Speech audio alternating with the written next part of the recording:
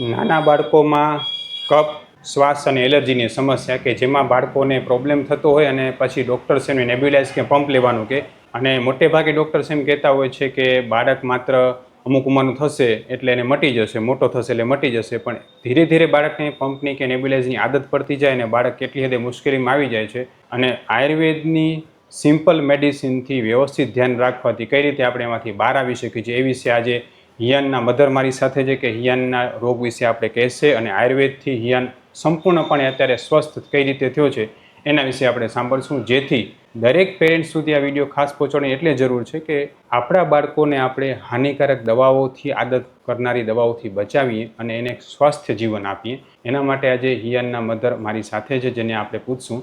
જય શ્રી કૃષ્ણ બેન. જય શ્રી કૃષ્ણ.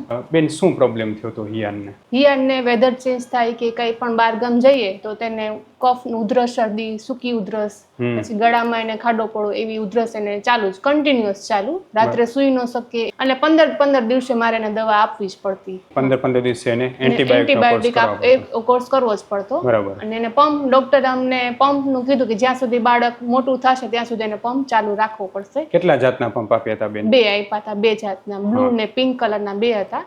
ને જે એક પિંક કલરનો હતો અને બ્લુ કલરનો હતો. તો એ કઈ રીતે લેવાનું કીધું? બ્લુ કલરનો હતો ને જ્યાં સુધી ઉધરસ શરદી ચાલુ રહે ત્યાં સુધી આપવાનો.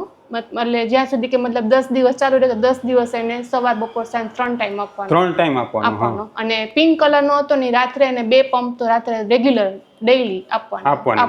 બરાબર. અને ડોક્ટરે તમને શું કીધું હતું એના માટે? એ જ્યાં સુધી મોટું થાય મતલબ 6 વર્ષનું થાય ત્યાં સુધી બાળકને એ પંપ આપવો જ પડશે એમ.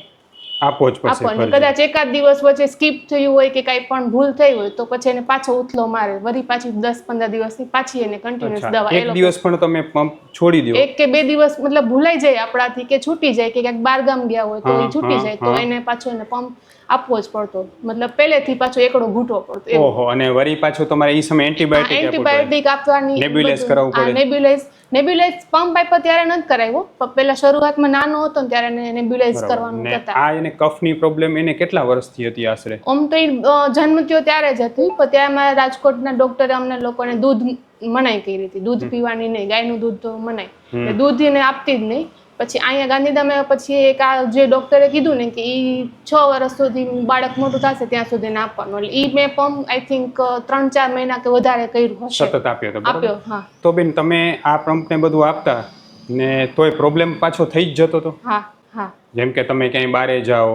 હા, એટલે મારે એને સાથે બધું રાખવાનું જ હતું એમ કે એનું જે દવાનું આખું બધું પેકેટ બધી સાથે જ રાખવી પડે. તો તમને સતત ટેન્શન રહેતું હશે ને બેન? હા, બધું જે એની એન્ટીબાયોટિક બધું જે હોય ને બધું મારે સાથે ભેગી રાખવી પડે. એટલે તમે ક્યારેક બહારે જાઓ અથવા તો બાળકના કઈ ખોરાકમાં ફેરફાર થાય કે વેધર ચેન્જ થાય તો તરત પ્રોબ્લેમ શરૂ થઈ જાય. બરાબર. તો પછી બેન, આ વસ્તુથી તમે કંટાળ્યા તો પછી આપણી હોસ્પિટલમાં આની સારવાર થઈ તમને કેમ ખબર પડી? મેં આની રીલ્સ જોઈ, ઓનલાઈન જે સોશિયલ મીડિયામાં કંઈ ખબર મતલબ જાણકારી મળી ને ઘણા બધાના રિવ્યૂઝ જોયા ઓનલાઈન જે બધા, એના ઉપરથી મને અહીંયા અને અનુકૂળ આવ્યું. અને અમે અહીંયા નજીકમાં જ ગાંધીધામમાં નજીકમાં જ રહીએ એટલે ચાલીને આવી શકાય એટલું અમને અનુકૂળ. બેન, તમે અહીંયા આવ્યા અને આપણે જે છે રેગ્યુલર મેડિસિન્સ કરી, એની નશ્યકર્મની પંચકર્મ સારવાર પણ આપણે કરી, બરોબર છે? હવે બાળકને કેવું છે? હવે 100% ફેર છે. અત્યારે તો 100% ફેર છે. અત્યારે કશું અત્યારે વેકેશન કરીને આવ્યો પણ મને બીક હતી કે એને થોડુંક પ્રોબ્લેમ થશે, પણ કશું કઈ થયું નથી. બરાબર. તો બેન, આટલા લાંબા સમયથી જે તમે બાળકની મુશ્કેલી ભોગવી, બરાબર છે, હેરાન થતું બાળક સતત, તો અને હવે આ કેટલા મહિના દવાથી તમને કેવું લાગે છે? આ અપ્રોક્સિમેટ 6 મહિના સુધી દવા ચાલુ રાખી હતી અને કન્ટિન્યુઅસ કે એનું આમ કહેવાય ને પરેજી પાડવાની કે આ ટાઈમે આ દવા આપી જ દેવાની આયુર્વેદિકમાં જે હતું એ બધું. અને તમારી બધી જે કીધું હતું કે આ વસ્તુ નહીં ખવડાવવાની એ બધું મેં કરીને પાલન કર્યું ને બધું, એટલે એ અત્યારે સાવ મટી જ ગયું છે. એમ 100% જેટલો ફેર જ છે સાવ. બેન, તમે મને એ કહો કે જ્યારે બાળકને હિયાનને આ પ્રોબ્લેમ શરૂ થઈ હતી અને અતિશય ઉધરસ ને શરદી સતત ત્યારે તમને શું લાગતું અને એ કેટલો હેરાન થતો બાળક? એમ શું? એ ન રાત્રે સૂઈ શકે, આખો દિવસ માટે એના માટે પાછળ ન જમે ન કંઈ નહીં, જેવું જમે એ વોમિટ કરી નાખે અને કશું ભાવતું નહીં એવું, કેમ કે એન્ટીબાયોટિક આપતી ને એટલે એનું કહેવાય ને ટેસ્ટ સાવ વયો ગયો ને એવું મને લાગતું કે. બરાબર. અને ગરમી પણ નીકળતી એવું એમ ક્યારેક દવા ગરમે પડતી અને સાથે આ પ્રોબ્લેમ સતત રહેતો. એટલે એને તો બેન, આ જે એન્ટીબાયોટિક ને સતત આપી પડતી એને એની મુશ્કેલીઓ તમને ખાસ કરીને તમે ગૃહિણી છો પ્લસ તમારા હસબન્ડ હોય તો કેટલું હેરાન કરી થતી તમને એઝ એ આખો પેરેન્ટ્સ? દિવસ કહેવાય ને બાળક પાછળ જ રહેવાનું, આખો દિવસ બાળક સાથે જઈને મતલબ કે એને ખાંસી થાય કાંઈ પણ થાય તો આપણી ઊંઘ પણ બગડે, એનું ઊંઘ બગડે, એટલે એ આપણો હેરાન જ તે આખો દિવસ. એમ કે ન એ જમે, એને કંઈ પણ એમ થાય નવું નવું બનાવીને એને ભાવતું બનાવી દે પણ કશું કંઈ ખાતો જ નહીં. અને એ સમયે પાછી તકલીફ એ વધારે. તો બેન જ્યારે તમને ડોક્ટરે એમ કીધું કે એને પંપ લાંબો સમય દેવા પડશે, તમે આપતા હતા, તો તમને એની કંઈક ફિલિંગ કેવી ફિલિંગ આવી તમને? એમ એટલે મતલબ અમે ત્યારે હેલ્પલેસ હતા, મજબૂર હતા કે નહીં એક આપણે રસ્તો મળે છે તો એને કરીએ, જે ડોક્ટર કહે છે એ કરીએ. પછી આ સોશિયલ મીડિયામાં તમારી જે અમુક રિવ્યુ ને બધા જોયા, રીલ્સ જોઈ, એટલે થોડુંક અમને કીધું કે આયુર્વેદિક થોડુંક હજી નાનું છે તો તરત એને ફેર પડશે, એટલે અમે અહીંયા આવ્યા છે. અને બેન જ્યારે એને પ્રોબ્લેમ થતી, તમે પંપ કે એવું ના આપતા કે બધું ન કરતા, તો એને તકલીફ બહુ જ વધી જતી? બહુ જ. એને કહેવાય રાત્રે સૂઈ જ ન શકતો અને કઈ જમવાનું ન ભાવે, વોમિટ કરી નાખે, કઈ અતિશય ઉધરસ આવતી? હા, અતિશય એકધારી કન્ટિન્યુઅસ ચાલુ ઉધરસ. બંધ જ ન થાય આખી રાત? આખી રાત એને ઉધરસ સૂઈ જ ન શકે, બેસી બેસીને અને પછી હાફ ચડે તો અહીંયા ખાડો પડવા માંડે, એવું થાય ગળામાં ખાડો પડે? હા, એવું થતું હતું. અને બેન આ પ્રોબ્લેમ શરૂ થયો તો પછી એની સાથે અવાનવા તાવ આવી જતો કે એવું કઈ થતું? કે તાવ આવતો એમને, અને એને જે દવા આપતી એટલે તાવ તો ન રહેતો પણ ઉધરસ એને મળતા એપ્રોક્સ 10 દિવસ તો લાગતા જ એને મળતા ઉધરસ એન્ટીબાયોટિક એક વખત થયા પછી. એટલે પહેલા 2 દિવસ વધારે રહે, પછી ધીમે ધીમે ઓછી થાય, પણ કદાચ જો ભૂલ થાય તો પાછું.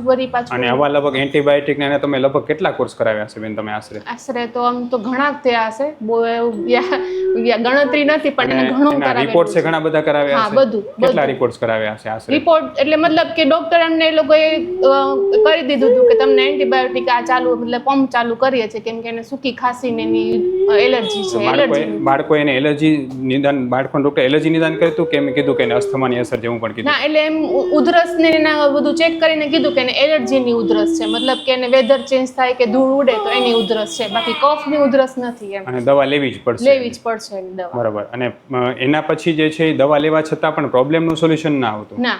આશરે લગભગ આજે 1.5 વર્ષ 2 વર્ષથી તમે હેરાન થતા હતા, કેટલો ખર્ચો કરી નાખ્યો છે આશરે? ખર્ચો તો કેમ કે થતો તો ઘણો હતો. બરાબર. અને હેરાનગતિ આટલા બધા રૂપિયા કે દવા આપવા છતાં કશું ફેર નહીં. એમ તકલીફ એને જ ઊભી રહે. આપણા જ ભૂલ થાય એટલે પૂરું, પાછું એકડે એક બહાર ગયા, ખોરાકમાં ફેરફાર કર્યો કે સીઝન બદલી એને થઈ જાય. પછી તમે ડોક્ટરને મળતા, ડોક્ટર તમને શું કહેતા? ડોક્ટર એમ કે થોડુંક ધ્યાન રાખો કે કઈ ભૂલવાનું નહીં, આ વસ્તુ ભૂલવાની નહીં એમ કે, અને કઈ એને ખવડાવવા પીવડાવવાનું બધું ધ્યાન રાખવાનું, એ બધું વસ્તુ કહેતા, બીજું કશું નહીં. એમ બરાબર છે. હવે ખરેખર મારે બધા લોકોને એ કહેવાની જરૂર છે કે જેમ હિયાનના મધરે હિયાનની બધી વાત કરી, બાળક મોટું થશે એટલે મટી જશે, આ વાત એટલી બધી યોગ્ય નથી. બીજો નંબર એ કે બાળકને સતત પંપ આપવા પડશે, નહીંતર એને સારું નહીં થાય, એ પણ યોગ્ય નથી.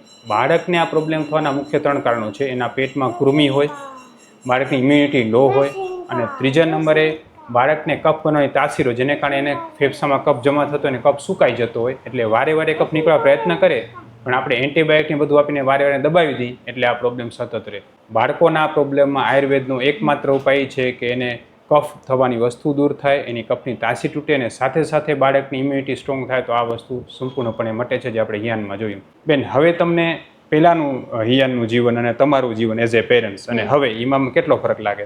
ઘણો ફરક લાગે. હવે એની રીતે મતલબ કે આ દવા લીધા પછી મને કોઈ જાતનું ટેન્શન રહેતું નથી, અને ભલે મારે થોડું કેરી કરવું પડે જ્યાં જાઉં ત્યાં બધી આયુર્વેદિક દવા, પણ એ કરવું પણ તેને કહેવાય ને ટાઈમ ટુ ટાઈમ દવા આપી દઉં ને, એટલે બધું રેગ્યુલર જે થતું એવું પહેલાંથી, મતલબ સ્કૂલે ત્યારે પહેલાં શરૂમાં સ્કૂલે પડતી, હવે કશું વાંધો નથી આવતો. પહેલા સ્કૂલમાં પણ મુશ્કેલી આવતી, ન જઈ શકતો, એટલે હવે કશું કઈ પ્રોબ્લેમ નથી થતો. જે ઓલો પેલા જેવો ભય હતો સતત ઈ નથી. ભય નથી કે ભાઈ કઈ ખાઈ લેશે તો શું થઈ જશે, તો કશું કાલો બેકરીની પ્રોડક્ટ કે કઈ પણ કેક કે એવું આઈસ્ક્રીમ એવું ખાશે ને તો એમ થાય કે બીક લાગતી કે ઈ બીને થાશે, ઉધરસ થશે, એટલે ઘણો એના ઉપર કંટ્રોલ કરવો પડતો. અને હા, વેકેશન દરમિયાન તમે કેટલું જે છે હમણાં ધ્યાન કશું એને મતલબ દવા રેગ્યુલર આપી, પણ એને મતલબ બીક હતી જે ઈ નથી. અને વેકેશન તમે લગભગ એને એન્જોય પણ કરાવ્યું, ખાવા પીવાનું બધું, ખાવા પીવા મતલબ જે પરેજી રાખવાની હતી તો રાખી જ, બાકી જે એને અમુક વસ્તુ ના હતી કે ચલો મેંદાની પ્રોડક્ટ નથી ખાવાની તો એ નહીં. હું ડૉક્ટર વિશાલ પંડ્યા એક MD આયુર્વેદ ડૉક્ટર છું. મેં મારો 10 વર્ષ સુધીનો MD આયુર્વેદનો અભ્યાસ જામનગરની વિશ્વ પ્રસિદ્ધ આયુર્વેદ કોલેજમાંથી કરેલો છે. 2011થી ગાંધીધામ કચ્છ ખાતે NABH માન્યતા પ્રાપ્ત પંચકર્મા આયુર્વેદ હોસ્પિટલ ચલાવું છું. અમે લોકોએ આયુર્વેદ સારવારથી હજારો દર્દીને સાજા કર્યા છે. તેના વિડીયો રિવ્યૂ અમારા આ જ ફેસબુક, ઇન્સ્ટાગ્રામ કે યુટ્યુબ ચેનલ ઉપર છે, જે જરૂર જોવા અને જાણો કે કેવા કેવા જૂના રોગો કેટલા ઝડપથી સાજા થયા છે. અમે 2 રીતે સારવાર કરતા હોઈએ છીએ.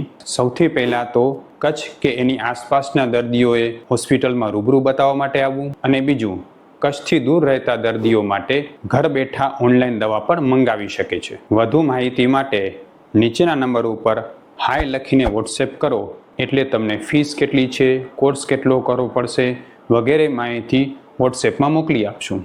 એટલે મતલબ એને જે ભાવતું હતું કે એને ફ્રૂટ્સ ને એવું ભાવે તો એને ઈ આપીએ. એટલે પહેલેથી એની ટેવ જ નથી કે મેંદાની પ્રોડક્ટ પહેલા કરતા તમને જે સ્ટ્રેસ રહેતું ને ક્વોલિટી ઓફ લાઈફ બાળકને આપણે દબાવી રાખવું પડતું કે આ ન કર, ઓલું ન કર, અહીંયા ન જા, ત્યાં ન જા. એમાં તમને કેટલું સ્ટ્રેસ ઘણો ફેર. અને એ રીતે ફ્રીલી રમતો, એ ખાલી જમવા બાબતે મને યાદ કરતો કે મને મમ્મા જમવું છે, ત્યાં સુધી રમતો જ. મતલબ કે એને બહાર જવામાં કશું કહેવાય ને, ધૂળમાં કે જાય, ધૂળમાં રમે તો કશું મને વાંધો નથી. પહેલા તમને બીક લાગતી કે ધૂળમાં ન જાય, બારે ન જાય, ઠંડકમાં ન જાય, એટલે બીક લાગતી કે કશું એને કઈ થશે.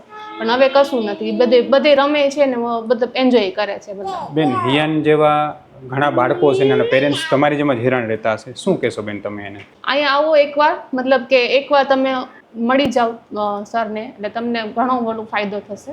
આયુર્વેદિક લેવાથી છે ને બાળકને વધારે અસર થાય. હજી નાનું છે, મતલબ એન્ટીબાયોટિક આપો તો એને તરત દબાવી દેશે. આયુર્વેદિકથી ભલે જળમૂળમાંથી જાય, વાર લાગશે પણ જળમૂળમાંથી જશે. અને બેન તમે વિચાર કરો કે તમે લગભગ એને 2 વખત પંપ આપવા પડતા, બરોબર છે? વચ્ચે 15 દિવસે બીમાર થતો. આ 6 મહિનામાં એને કેટલી વાર પંપ આપે ને ક્યારે બીમાર? કશું નહીં. અહીંયા આવ્યા પછી મેં ક્યારેય પંપ જ નથી આપ્યું. તરત પહેલા દિવસે આવ્યા ને તે દિવસે જ મેં પંપ છોડ્યો, પછી મેં પંપ આપ્યો. 6 મહિનાથી બાળકને પંપની જરૂર નથી પડી, બાળક બીમાર નથી પડ્યું, બાળકને ઉધરસ નથી થઈ, અને કોઈ તાવ શરદી પણ નથી, બરોબર? કશું નહીં. બેન તમે ક્યારે એવી લાઈફ હિયાની જોઈતી કે પંપ વગર, આ દવાઓ વગર, એન્ટીબાયોટિક વગર હાલી? અહીંયા આવ્યા પછી થોડુંક પોસિબલ થયું છે, કેમ કે મેં અહીંયા આવી ને તે દિવસે એનો પંપ છોડી દીધો હતો. ને તમે કીધું તો એકાત્રે આપજો, પણ મેં સાવ મૂકી દીધો. તો મેં કીધું ના, આયુર્વેદિક ઉપર મતલબ ટ્રસ્ટ હતો કે ના થઈ જશે ને ફેર. સૌ પહેલા દિવસથી જ પંપ મૂકી દીધો હતો, અને હજી સુધી એને પંપ આપ્યો જ નથી. ખૂબ ખૂબ ધન્યવાદ બેન. અને ખરેખર હું એ જ વિનંતી કરું છું કે આ વિડીયો આપણે દરેક માતા પિતા સુધી શેર કરી કે જેથી એના બાળકોને આ પ્રોબ્લેમ ન થાય, અને હિયાનની જેમ એને 2 મહિના આપણે પંપ ન લેવો પડે કોઈને, બરાબર ને? ખૂબ ખૂબ ધન્યવાદ બેન. આ હિયાનનો વિડીયો જે છે ને એ લોકોને ટ્રસ્ટ બિલ્ડઅપ કરશે આયુર્વેદ, અને પેરેન્ટ્સ માટે ખૂબ ઉપયોગી રહેશે. આ વિડીયો આપણે ફેસબુક, ઇન્સ્ટાગ્રામ, યુટ્યુબમાં મૂકી શકીએ? ઓકે, ભલે, વાંધો નહીં. ખૂબ ખૂબ ધન્યવાદ બેન. જય શ્રી કૃષ્ણ. જય શ્રી કૃષ્ણ.